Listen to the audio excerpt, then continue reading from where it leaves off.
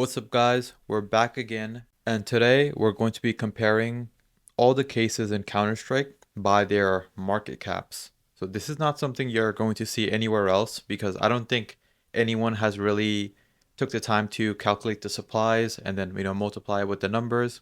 So recently, today I just pushed out an update to my website, cstonks.com. We added pricing data from UPin, which is the best marketplace for cases, and Steam. So you guys can see all the pricing data, and the pricing data allows us to multiply it by the supply and calculate the market cap. I think in terms of factors that influence how your investment turns out, market cap is probably the most influential factor just because it incorporates both the supply and the current price. Just because something has a big supply doesn't mean it's a bad investment if you get it at a low enough price. And just because something has a really low supply doesn't mean it's a great investment. Just maybe you're paying a really expensive price for it. So market cap combines both of that, and it allows us to compare all the cases and see which ones might perform better. So let's sort this by market cap. We have the price source set to UPin.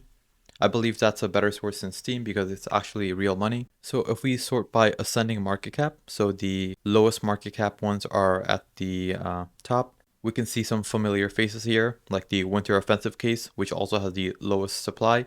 So it sort of makes sense that it's here. But we also see that the Kilowatt case is here, which is in the active duty pool. So probably not a great time to invest, but maybe like it will get removed in the next couple of years. So it might be maybe you start accumulating right now, but not necessarily something I would recommend strongly right now. We have the Falchion and Chroma cases, and this is partly why I was so bullish on them in earlier videos. Not only do they have a low supply, they also have a pretty low price if you consider their low supply. So the Falchion is only $1.84. Back when I started recommending it, only like 3 weeks ago, it was $1.45. So it's already gone up a lot, and it's still one of the lowest market caps. The Chroma case, back when I was recommending it, it was $4.50. Now it's almost $5. And these prices are actually like lower, usually lower than you're going to find on float because UPin usually has better prices.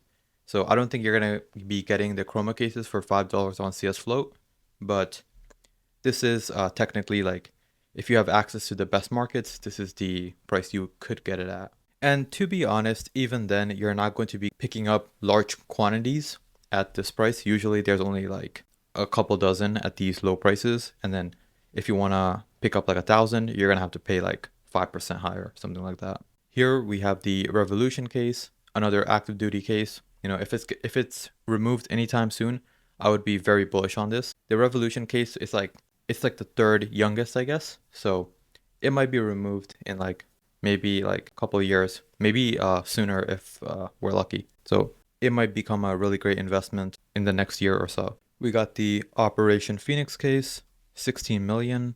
Here, this one, it has pretty low unboxing rate, so I'm not as bullish. I think, yeah, only like, all right, so the unboxing is not terrible. So in the last 6 months, there was 560,000 unboxed.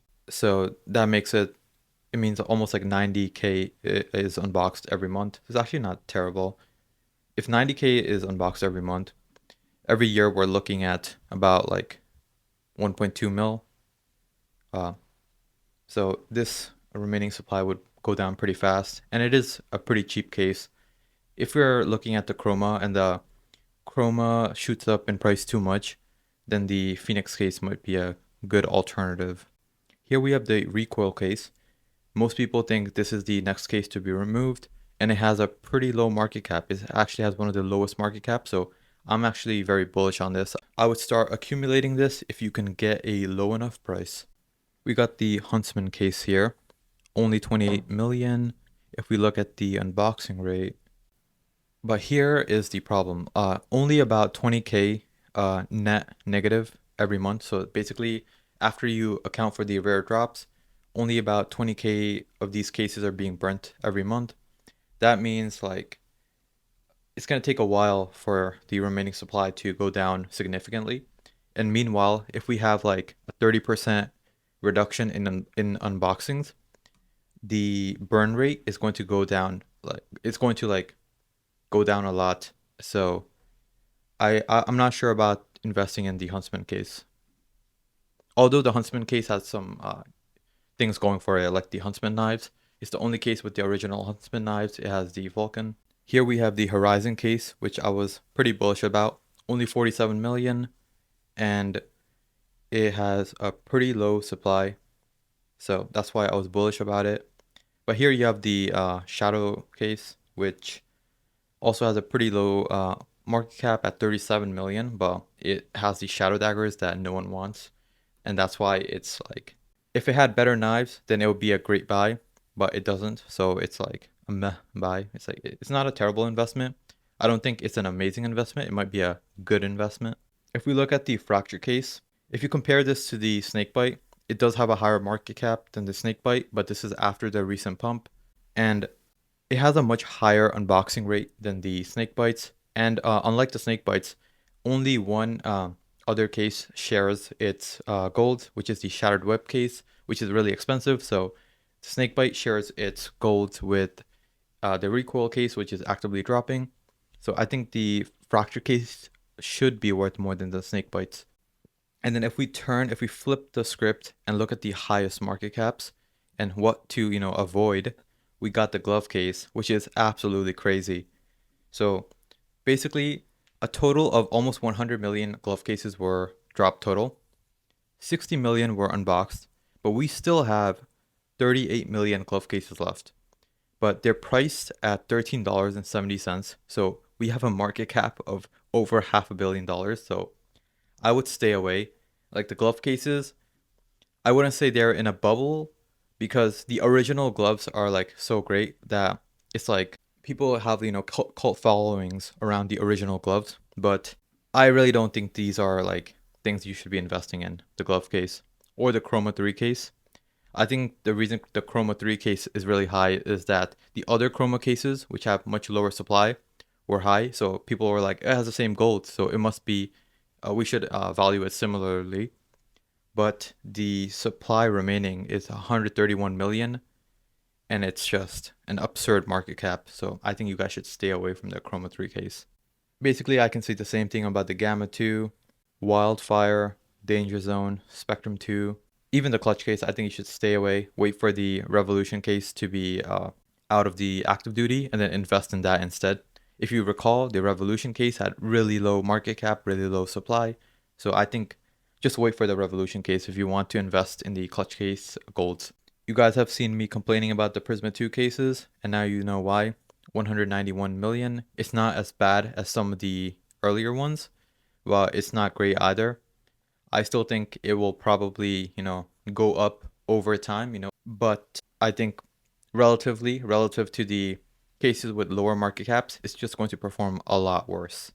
So yeah, anything in like the top 10 highest market caps, I would strongly reconsider before investing, unless, the case has something like really going for it. The Operation Breakout case has a pretty low supply, only 13 million, but as you can see, it's already $8, so the market cap is fairly high. It's kind of in the middle of the pack, like in the middle of the list. So it's not a terrible investment, it's not a great investment. It's up to your preference. Also, like people don't really have access to the market cap data. Like this website is like the first to really put a market cap on cases. So people aren't exactly, taking these into account before doing their investments. That's why if you guys use it, I think you'll have a unique advantage. Anyways, try it out. Let me know if you want any changes, if there's any bugs. As you can see, we can switch to the Steam price as well.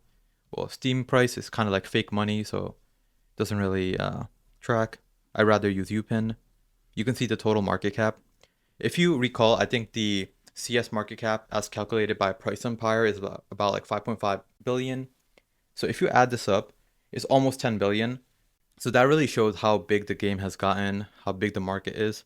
I think the Price Empire calculation might even be an underestimation because they don't count the, not only do they not count the market caps for cases, but they also don't count the market caps for a lot of the really high supply skins and the stickers and sticker capsules. So the real market cap is probably excess of 10 billion.